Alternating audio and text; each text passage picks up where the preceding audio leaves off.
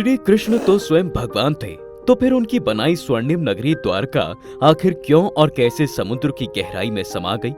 क्या ये एक विनाशकारी प्राकृतिक आपदा थी, कोई दैवीय श्राप? इसका जवाब आज भी ढूंढा जा रहा है, लेकिन ये सच है कि समुद्र के भीतर इसके अवशेष आज भी मौजूद हैं, जो चीख चीख कर इसकी सत्यता का प्रमाण दे रहे हैं। इस वीडियो में हम आज इन्हीं रहस्यों को उजागर करने की कोशिश करेंगे, लेकिन वीडियो शुरू करने से पहले एक छोटा सा अनुरोध है कि अगर आपको पौराणिक गाथाएं और भारत का गौरवशाली अतीत पसंद है तो इस चैनल को अभी सब्सक्राइब करें और बेल आइकन को क्लिक करें ताकि आप कोई भी ऐसी कहानी मिस ना कर पाएं। और हाँ, कमेंट में जय श्री कृष्ण लिखकर भगवान श्री कृष्ण का जयकारा जरूर लगाएं। सदियों तक दोस्तों द्वारका को केवल एक पौराणिक कथा माना गया, महाभारत का एक काव्यात्मक प्रसंग, लेकिन 20वीं सदी के अंत में सब कुछ बदल गया। 1970 और 80 के दशक में आर्कियोलॉजिकल सर्वे ऑफ इंडिया के डॉक्टर SR राव और उनकी टीम ने आधुनिक द्वारका के पास समुद्र में गोता लगाया। उनकी खोज ने दुनिया को चौंका दिया।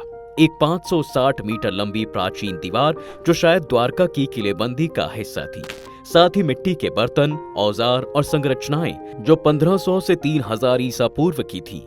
2015 में आर्कियोलॉजिस्ट ने एक विशाल संरचना खोजी जिसे कृष्ण के महल से जोड़ा गया। इसमें 16 कक्ष थे, जिनमें योद्धाओं, देवताओं और पशु पक्षियों की जटिल नक्काशी थी। एक कक्ष जिसे रुक्मणी कक्ष कहा जाता है, रानी रुक्मणी का निजी कक्ष माना जाता है। यहाँ मिले आभूषण और कलाकृतियां उस समय की महिलाओं की जीवन शैली को दर्शाती हैं। 2018 में धातु के टुकड़े मिले जिनमें रथ और घोड़ों की मूर्तियों के निशान थे। ये संभवतः कृष्ण के पौराणिक रणछोड़िया रथ के हिस्से थे, जिस पर वे कुरुक्षेत्र युद्ध में अर्जुन के साथ गए थे। कार्बन डेटिंग ने इन्हें 3000 से 4000 साल पुराना बताया, जो महाभारत काल से ही मेल खाता है। 2020 में एक और रोमांचक खोज हुई, एक प्राचीन शास्त्रागार जिसमें तलवारें, भाले और धनुष बाण के टुकड़े मिले थे। इन हथियारों पर सूर्य, चक्र और पंचाजनय शंख जैसे प्रतीक उकेरे गए थे। एक स्थानीय किंवदंती के अनुसार इन हथियारों को कृष्ण ने स्वयं आशीर्वाद दिया था, जिससे वे अजय बन गए थे।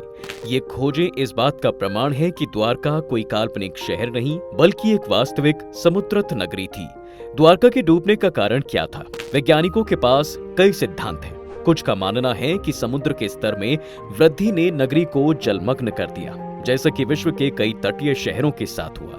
अन्य लोग कहते हैं कि गुजरात के पास टेक्टोनिक हलचल ने एक विशाल भूकंप को जन्म दिया, जिसने सुनामी लाकर द्वारका को नष्ट कर दिया।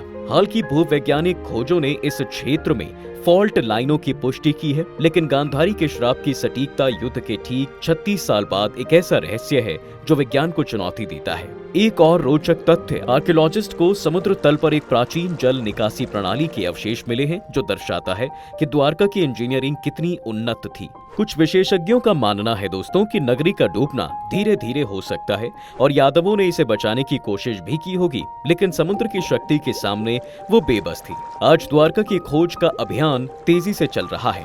ASI, नेशनल इंस्टीट्यूट ऑफ ओशियनग्राफी और भारतीय नौसेना अत्याधुनिक सोनार, अंडर वाटर ड्रोन्स और रोबोटिक कैमरों का प्रयोग कर रही हैं। 2023 में शोधकर्ताओं ने एक प्राचीन मंदिर के अवशेष खोजे, जिनमें एक टूटी हुई मूर्ति थी जो संभवतः कृष्ण की ही थी। इसका आधार रत्नों से सजा था, जो द्वारका की अपार संपत्ति को दर्शाता है। शोधकर्ताओं का मानना है कि समुद्र की गहराइयों में अभी और भी खजाने, महल, मंदिर और द्वारका के अंतिम क्षणों के सुराग छिपे हुए हैं। लेकिन जब श्री कृष्ण मथुरा में जन्मे थे, तो फिर सागर किनारे जाकर द्वारका बसाने की जरूरत ही उन्हें क्यों पड़ी? तो इसका जवाब है, श्री कृष्ण ने जब कंस का वध कर मथुरा को आजाद किया, तब भी खतरा पूरी तरह से खत्म नहीं हुआ था, क्योंकि ये सब यही नहीं थमा, बल्कि कंस के ससुर मगध नरेश जरासंध ने बदला लेने की ठान ली और मथुरा पर बार बार हमले किए। उसने श्री कृष्ण और उनके यादव वंश को नष्ट करने की कसम खा ली थी और फिर तब अपनी प्रजा की रक्षा के लिए कृष्ण ने एक साहसी फैसला लिया।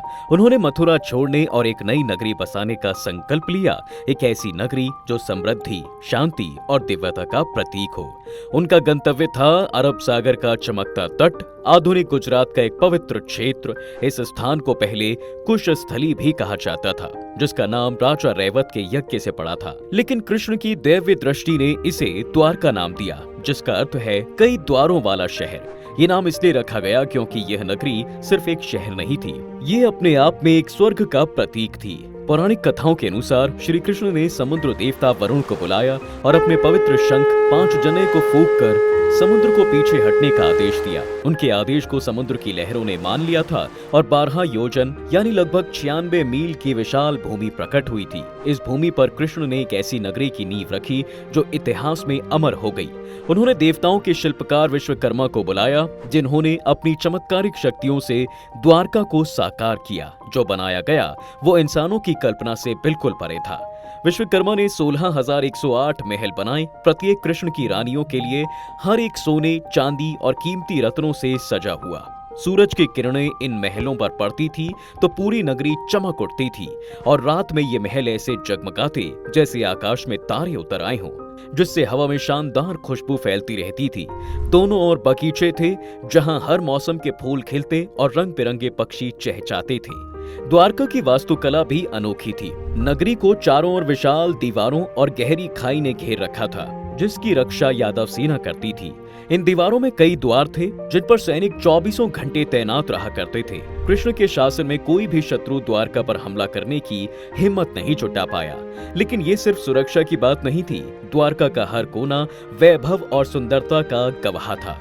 नगरी के केंद्र में कृष्ण का भव्य महल हरि ग्रह खड़ा था, जो दैवी शक्ति और राज सत्ता का प्रतीक था। इसके आसपास हलचल भरे बाजार थे, जहां से दूर दूर के व्यापारी मसाले, रेशम, सोना और रत्नों आदि का व्यापार किया करते थे। जिस जगह पर हरि ग्रह था, वर्तमान में वहां पर प्रसिद्ध द्वारकाधीश मंदिर है और बाकी का नगर समुद्र में समाया हुआ है। माना जाता है कि इस स्थान पर मूल मंदिर का निर्माण भगवान श्री कृष्ण के प्रपौत्र वर्जनाभ ने करवाया था। श्री कृष्ण की द्वारका के यदुवंशियों ने तब न सिर्फ शूरवीर योद्धा थे, बल्कि विद्वान और कला प्रेमी भी हुआ करते थे। शिक्षा पर विशेष जोर था। गुरुकुलों में बच्चों को शास्त्र, युद्ध कला, संगीत और काव्य की शिक्षा दी जाती थी। महिलाएं सशक्त थीं, वे नृत्य, चित्रकला और काव्य में निपुण थीं और राज्य के निर्णयों में उनकी राय मायने रखती थी। जन्माष्टमी, होली और रक्षाबंधन जैसे त्योहारों में नगरी रंगों और उल्लास में डूब जाती थी। एक रोचक किस्सा है कि होली के दिन कृष्ण स्वयं गलियों में उतरते थे और रंगों से सराबोर होकर प्रजा के साथ ठिठोली करते थे। लेकिन कुछ समय बाद ही द्वारका पर संकट के काले बादल मंडराने लगे। महाभारत युद्ध के समय कृष्ण ने पांडवों का साथ दिया। वो अर्जुन के सारथी बने और भगवत गीता का अमर उपदेश दिया। इस युद्ध में पांडवों की विजय हुई, लेकिन ये जीत भारी कीमत पर मिली। युद्ध के बाद कौरवों की माता गांधारी ने कृष्ण को अपने पुत्रों की मृत्यु का जिम्मेदार ठहराया। क्रोध और शोक में डूबी गांधारी ने श्री कृष्ण को ये श्राप भी दिया, जैसे मेरा परिवार नष्ट हुआ, वैसे ही 36 साल के भीतर तुम्हारा यादव वंश नष्ट हो जाएगा और तुम्हारी स्वर्णिम द्वारका समुद्र में समा जाएगी। ये श्राप अकेला कारण नहीं था जिसकी वजह से द्वारका समुद्र में समा गई, बल्कि एक और घटना ने द्वारका के भाग्य को तय कर दिया। कृष्ण के पुत्र सांब, जो अपनी शरारतों के लिए मशहूर थे, उन्होंने कुछ ऋषियों का मजाक उड़ाया। इसमें ऋषि दुर्वासा भी शामिल थे। कहा जाता है कि सांब से क्रुद्ध ऋषियों ने श्राप दिया कि सांब एक लोहे का मूसल जनेंगे जो यादव वंश का विनाश कर देगा। आश्चर्यजनक रूप से सांब के पास से एक मूसल प्रकट भी हुआ। बाद में श्री कृष्ण ने इसे चूर करके समुद्र में फेंकने का आदेश दिया, लेकिन समुद्र ने उस चूर्ण को किनारे पर लाकर फेंक दिया, जहां से नुकीले सरकंडे उगे। ये सरकंडे ही बाद में यादवों के लिए घातक हथियार बने। एक और कमजानी कथा के अनुसार यदुवंशियों की अहंकारी पीढ़ी ने एक बार समुद्र तट पर एक विशाल उत्सव आयोजित किया, जहां उन्होंने श्री कृष्ण की सलाह को अनदेखा कर अत्यधिक मदिरा पी ली। इस दौरान उन्होंने एक दूसरे का अपमान करना शुरू कर दिया, जिसने आपसी बैर को और भड़का दिया। ये घटना द्वारका के पतन की शुरुआत थी। महाभारत युद्ध के 36 साल बाद द्वारका के यदुवंशियों के बीच एक भयंकर गृह युद्ध छिड़ गया था। उन्होंने इस युद्ध में उन सरकंडों से बने तीरों का इस्तेमाल किया जो श्रापित मूसल के चूर्ण से उगे थे। इस रक्तपात में लगभग सभी यादव मारे गए, जिनमें कृष्ण के पुत्र सांब और प्रद्युम्न भी शामिल थे। गांधारी का श्राप सच हो चुका था। एक और कथा के मुताबिक जब श्री कृष्ण का धरती से जाने का समय आ गया था, तब वो एक जंगल में ध्यान करने चले गए। वहां एक पेड़ के नीचे विश्राम करते समय उनके तलवे को एक शिकारी ने हिरण समझ लिया था और तीर चला दिया। ये तीर उस श्रापित सरकंडे से बना था। तीर ने कृष्ण के पैर को भेद दिया और इसे बहाना बनाकर श्री कृष्ण ने धरती से विदा ली थी। जैसे ही कृष्ण स्वर्ग की ओर प्रस्थान हुए, समुद्र में उथल पुथल मच गई। विशाल लहरें द्वारका की ओर बढ़ीं और कुछ ही घंटों में सोने चांदी से जगमगाती नगरी को निकल लिया। महल, मंदिर, बाजार सब कुछ सागर की गहराइयों में समा गए। एक अन्य पौराणिक कथा के अनुसार जब द्वारका डूब रही थी, तब कृष्ण की रानियों ने समुद्र तट पर खड़े होकर अंतिम बार अपनी नगरी को देखा था। कहा जाता है कि रानी रुक्मणी ने एक आखिरी प्रार्थना की कि द्वारका का गौरव हमेशा जीवित रहे। कुछ स्थानीय लोक कथाओं में ये भी कहा जाता है कि डूबने से पहले द्वारका की घंटियां आखिरी बार बजीं, जिनकी गूंज आज भी समुद्र की गहराइयों में सुनाई देती है। द्वारका सिर्फ एक खोया हुआ शहर नहीं है, ये प्राचीन भारत की प्रतिभा का जीवंत प्रमाण है। इसकी उन्नत शहरी योजना, समुद्री व्यापार और सांस्कृतिक समृद्धि इसे विश्व की महान सभ्यताओं के समकक्ष रखती है। जलमग्न खंडर मिथ और इतिहास को जोड़ते हैं। ये साबित करते हैं कि महाभारत सिर्फ एक कहानी नहीं, बल्कि एक वास्तविक अतीत का झलक है।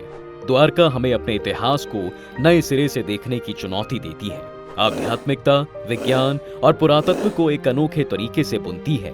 आधुनिक द्वारकाधीश मंदिर, जो 15वीं-16वीं सदी में बना, आज भी लाखों भक्तों को खींचता है। इसके विशाल शिखर और भव्य वास्तुकला कृष्ण की खोई नगरी की महिमा को जीवित रखते हैं। द्वारका हिंदू धर्म के 4 पवित्र 4 धाम स्थलों में से एक है, जहां आस्था और इतिहास एक हो जाती हैं। तो दोस्तों, ये थी आज की वीडियो। आपको ये वीडियो कैसी लगी, कमेंट कर हमें अपनी राय जरूर बताएं। इसके साथ ही ऐसी अन्य रोचक जानकारियों के लिए सब्सक्राइब करें हमारा चैनल द डिवाइन टेल्स।